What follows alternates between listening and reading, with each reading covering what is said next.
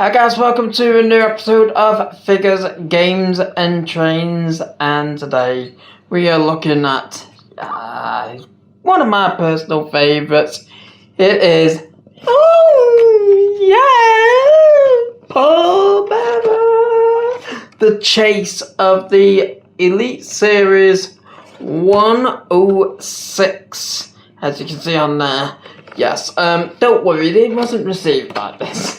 I prepared every figure that I was trying to do for these videos and get them all opened up and got all the plastic bits off them. Well, some of them anyway. So let's dig into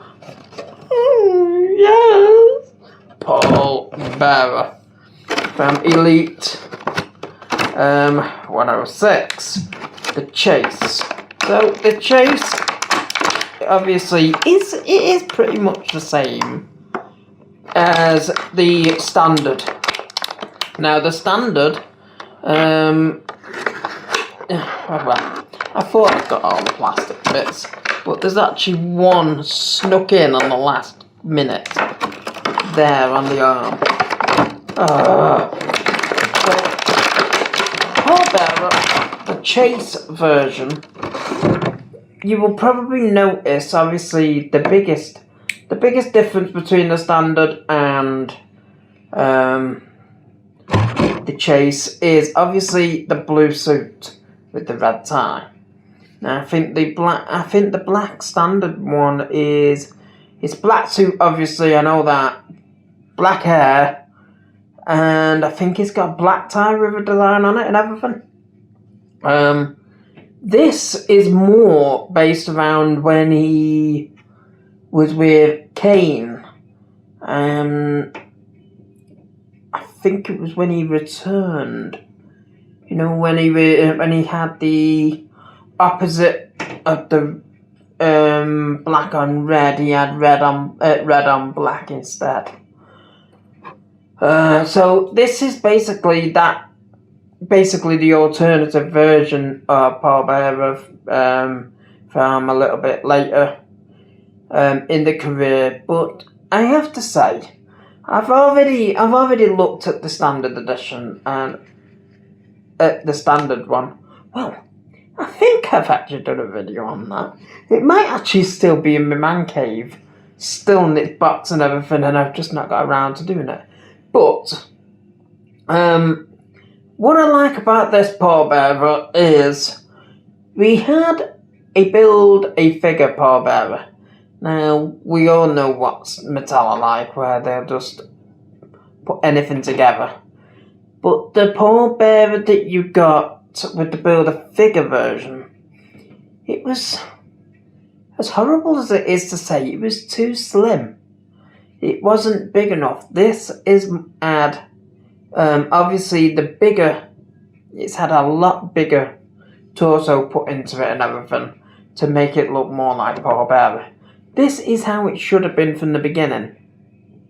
But unfortunately, Mattel didn't do that. It's not body shaming to put somebody in their proper body form. It was just pure laziness on Mattel's behalf when they did the Build-A-Figure, if you ask me. Because they were using a lot of parts. They were using a lot of parts for a lot of people. You noticed if you had a Build-A-Figure, I don't even know if they're still actually using the same things. But when you had the Build-A-Figures, the legs all seem to be the exact same ones. Probably just with a bit of a paint job every now and again. They're all the same legs. Anybody that's in a suit, it's all the same legs. I remember when they used to do the Build-A-Figure. I think the legs were actually Elite legs. Because I remember Kane, the corporate Kane, even though I haven't actually got it, I remember the corporate Kane actually came with Elite style legs, and that is basically what they were doing. They were using the same stuff over and over and over for Build-A-Figure. I mean, we just had Howard Finkel. It's probably the same legs, but they are actually putting them in an Elite packaging this time with Elites. So it's better. I think the Build-A-Figure Howard Finkel, the original one, may very well have been a basic torso and everything, but I don't know because I never ever had the original. So anyway, just having a look at this pallbearer, I'll just put him in a little bit closer. I mean, the detail on the face and everything with pallbearer with this one is absolutely brilliant. Although I would say the very first basic one, the very first Build-A-Figure pallbearer that they ever did, the face was brilliant for the time and the era. Now, if I remember rightly, they've actually done the face might very well be very similar on the new Elite Standard figure, but I can't remember.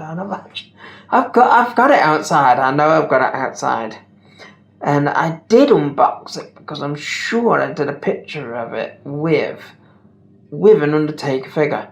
So there must be a video somewhere on my channel with pallbearer in it. If not, it may very well have been opened during a live video. So it may very well be around in one of my late live videos last year. So I don't know. I honestly don't know. So anyway, with this pallbearer, you get 2 urns, the same as they did with the standard. The little urn, which is more based on where the early 90s with the Undertaker, and probably no, because it would have been forget what I was going to say then. So this would have been used for like early 90s Undertaker, between 1990 and 1994. Yes, between 1990 and 1994. Now this one is my favourite urn, the really, really big one. This would have been used from 95 onwards, probably with Undertaker and possibly Mankind. I actually can't remember what urn he had. He had during the Boiler Room Brawl match, where he had to go into the ring and get the urn from pallbearer. I think it was one of the big ones, but I actually can't remember whether it was one of the little ones. I really, really don't know. I don't know. But yeah, I always loved the big chunky urn. And I've actually got the 21-0 Undertaker urn with all the people that he'd beaten up until Brock Lesnar, who didn't deserve to take the streak. So that's just one of those subjects that's quite touchy in my area, because some people say he should have lost the streak. Yeah, maybe to somebody that was going to be skyrocketed. Roman Reigns didn't deserve to take it. For me, if they were going to end the streak with anybody, it should have been Bray Wyatt. Because he was like that kind of mysterious character like Undertaker was. And it would have been it would have made more sense to somebody to be in that supernatural kind of area to have taken the streak. However, in my book, the streak should never have ended. Undertaker should have been undefeated from his first WrestleMania to his last WrestleMania. Because it would be something... Well, in all honesty, you look at the wrestlers these days, there's too much flippy floppy stuff, and how many years are some of today's wrestlers actually going to last? I mean, Undertaker went on, did it for 30 years. I can't say Undertaker was on form in his last, I don't know, maybe 5 years, maybe 4 years. I would say his best match towards the end was actually the one with AJ Styles during the 2020 WrestleMania, which was all cinematic. So it worked out better for Undertaker in that respect. But matches before that, I would say probably for the last 5 years before he finished up, he was starting to lose it a little bit, but obviously he didn't want to give up because he still felt he could go out there. He obviously got to the point where he thought to himself, I can't do this anymore. And in all honesty, as much as I hate to admit it, I actually had a tear in my eye when Undertaker officially retired, because he's always been my wrestling idol. I absolutely loved The Undertaker. I always loved him. From the minute he came into it in 1990 to the day he finished, it was always the boom. As soon as you heard that, you knew what was going to happen, and it was just always one of those things. And I've always been a big fan of like the supernatural characters. That's why I think that is what is actually missing from today's wrestling. Not so much supernatural part, but characters. It all seems to be just normal people just flippy flopping about these days and things like that, and it gets boring. I even saw a video, and I think it was Ricochet and somebody else, and it went on for about 2 minutes, maybe 3 minutes, and all it was them just doing backflips and reversing each other's moves with flips and flops and flips and flops. And that's just not wrestling, it's just acrobats. It's just gymnastics. It's not wrestling.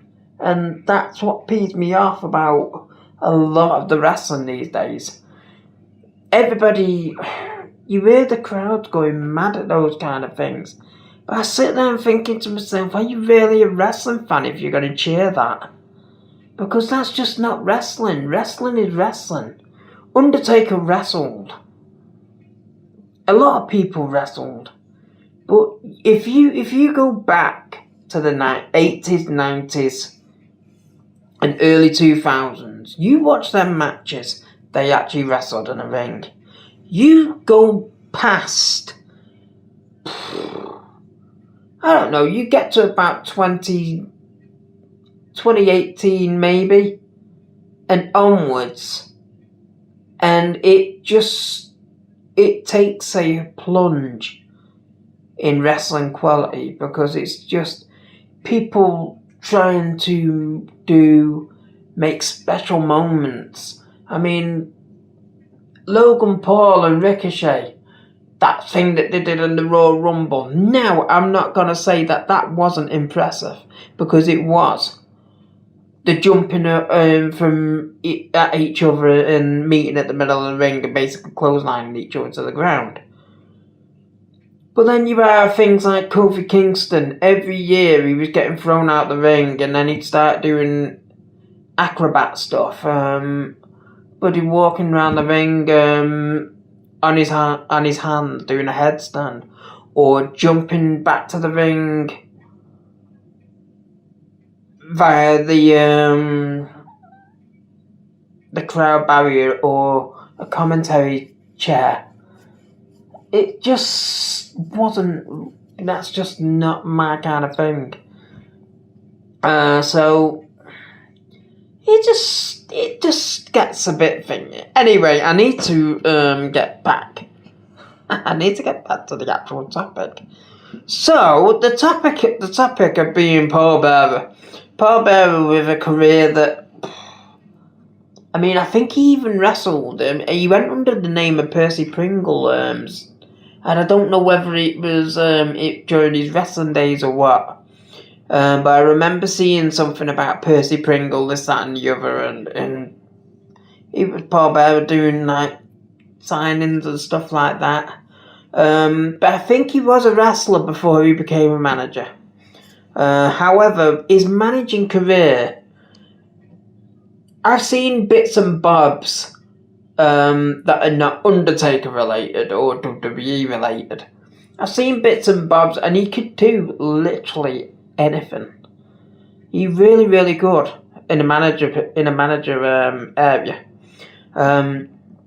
But I think his strongest points were with Undertaker, Kane, and Mankind. I think he possibly managed Vader at one point along with Mankind, but I can't remember. Really can't. I remember watching something probably last year at some point, and I'm sure he was with Vader and Mankind. So there was the possibility that he managed Vader. I know that Jim Cornette did and stuff, but I don't know. The people obviously I remember the most are Undertaker, Kane, and Mankind. I know that he managed other people. I think there was one time he had white hair and a white tash, or maybe even no tash or anything at all. And you know, it's just Paul Bearer. Imagining Paul Bearer not doing what he did with the Undertaker and everything. It's a bit strange, to be honest, in my book. But he is a legend, and he deserves to be in the Hall of Fame. It's just a shame he actually didn't get to celebrate the Hall of Fame in person. To be honest, it was quite heartbreaking when he died as well, because it's just, he was one of those people that used to pop up every now and again with Undertaker, or betray Undertaker and go to Kane and whatnot, and he could get away with it, and no matter whether he was liked or hated, he played the character perfect. He was one of those people where he was likable no matter what he did. I mean, his famous nickname from Jerry Lawler was the Salad Dodger. I mean, that always made my dad chuckle. When he used to get called the Salad Dodger by Jerry Lawler. I suppose, yeah, that was a bit of body shaming, but it was never taken that seriously back then. And Paul Bearer obviously didn't have a problem with it. But anyway, so we've had a real good, well, I've had a real good discussion with myself, really, over Paul Bearer and other varied subjects. I've just noticed now, I mean, I don't know whether it's supposed to be like that, but I've actually noticed this urn's actually got a dent in it, as if it's been whacked over somebody's head. It's like, boom! Oh my god, it's got a dent in it, and it actually makes it look authentic. Yeah, it's got a dent in it. You can't really see it properly. Oh yeah, there you go. Might just be able to see it there. That's where it lights up there. That's where the dent is. So Paul Bearer Elite 106. It's a very, very good figure. And this obviously is the chase version. I can't give Mattel a bad call on this one, because it actually is one of the decent ones. And the urns are probably the best ones that they've done throughout the time with Pearl Bearer. So I'm quite happy with this figure, and on that note, I am